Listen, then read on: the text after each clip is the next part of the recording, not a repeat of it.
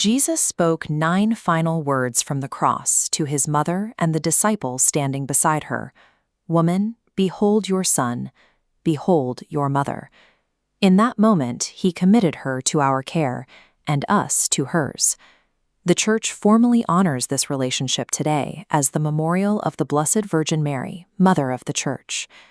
The Church Fathers saw a deep theological reality in these lines from the Gospel of John. They taught that the beloved disciple represents every believer throughout history standing at the foot of the cross. This relationship continues 50 days later in the upper room. The book of Acts records that while the apostles waited for the Holy Spirit, they remained in prayer with Mary. When the Church is born at Pentecost, emerging from the side of Christ, she begins her life in a room where her mother is already present. Her maternal presence links the sacrifice of Calvary directly to the public beginning of the Church.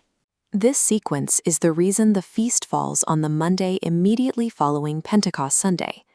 The Roman calendar forces a direct transition from the descent of the Holy Spirit to the celebration of the Mother. The day after the Church is born, she begins her collective life by looking to her mother. The calendar documents a reality that was first lived in the cenacle. The title Mother of the Church belongs to an ancient tradition of Christian prayer and study. In the 5th century, St. Augustine stated that Mary is plainly the mother of his members. This teaching was echoed by St. Leo the Great and reinforced centuries later by Pope Leo XIII.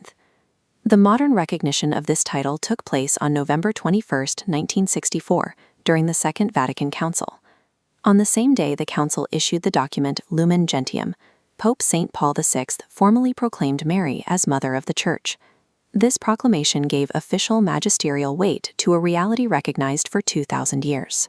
Pope Francis established this as a permanent, universal feast on February 11, 2018.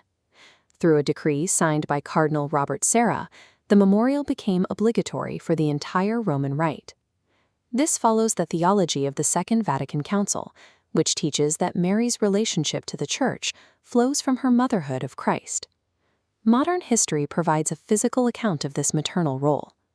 On May 13, 1981, John Paul II was shot 4 times in St. Peter's Square. The bullet missed his abdominal aorta by millimeters.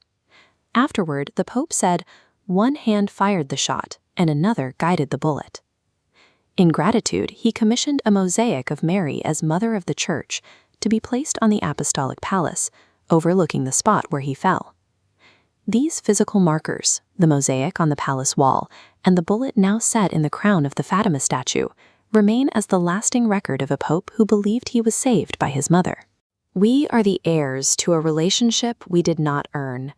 Acknowledging this gift requires a response that goes beyond sentiment.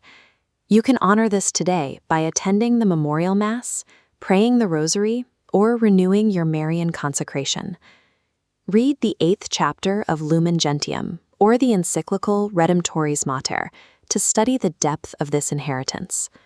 This leads back to the foot of the cross and the meaning of the motto Totus, to give oneself entirely to Jesus Christ through his mother.